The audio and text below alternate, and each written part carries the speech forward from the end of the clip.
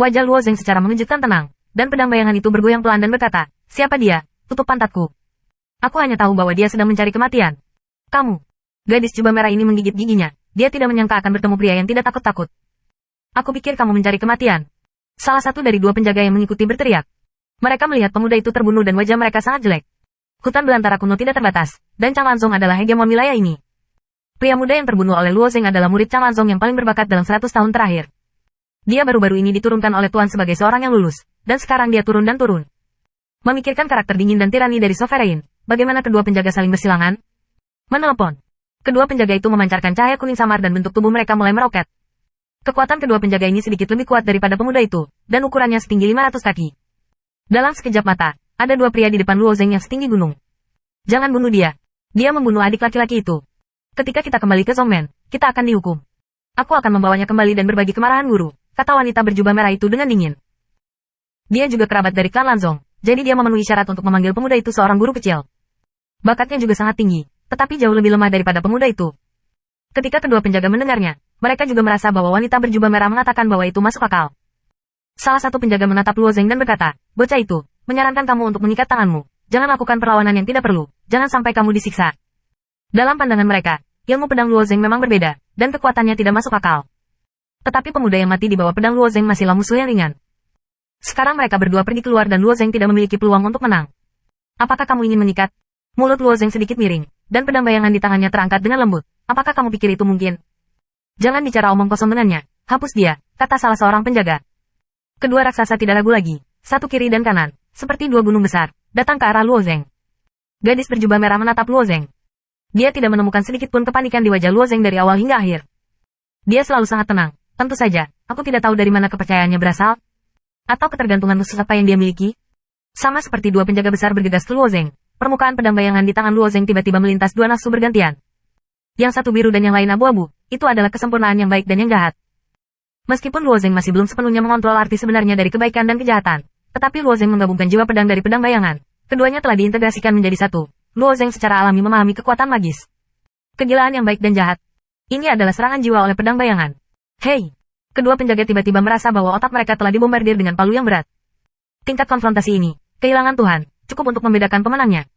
Saya melihat bentuk tubuh Luo Zeng ketika Yan menyapu, dan pedang panjang di tangannya terampas, dan 2 bulan baru umumnya membuka busur. Hei! Hei! Disertai oleh 2 suara teredam. Pada saat yang sama, kedua penjaga menunjukkan jejak tipis di leher, dan tengkorak besar itu segera terlepas dari leher. Sampai mereka mati, kedua mata besar itu masih berupa ekspresi kosong, dan jiwa mereka masih dalam kekacauan. Hei! Kemudian kekuatan para dewa dalam 2 pria mulai melarikan diri dengan gila, bentuk tubuh dengan cepat berkurang, dan kembali ke ukuran normal. Luo Zeng menyerahkan pedang bayangan, tatapan samar pada gadis jubah merah. Gadis berjubah merah itu melayang di udara, memandangi tubuh kedua penjaga tanpa kepala itu dengan cara yang konyol, dan beberapa tidak menanggapi pada waktu itu. Adik laki-laki dan 2 penjaga menjadi orang mati dalam waktu singkat. Dan pihak lain hanyalah dewa sejati. Bukankah orang yang mengolah Allah yang benar mengatakan bahwa kekuatan itu sangat umum? Setidaknya di klan Lanzong, hanya sedikit orang yang memilih untuk mengolah Tuhan yang benar. Hanya beberapa hari saja yang akan mencoba membuka dunia batin. Itu hanya sarana bantuan. Kenapa orang ini begitu kuat? Performa Luo Zeng sepenuhnya menumbangkan akal sehat yang dia pahami. Dia menyadari bahwa kinerja Luo Zeng selalu tenang dan tenang. Sampai Luo Zeng merasa malu, dia tidak bisa menahan diri untuk tidak menggigil, dan sekarang dia hanya satu. Kekuatannya jauh lebih kecil dari saudara lelaki kecil, tidak sebagus 2 penjaga. Akankah orang ini membiarkan dirinya pergi dengan aman? Hei!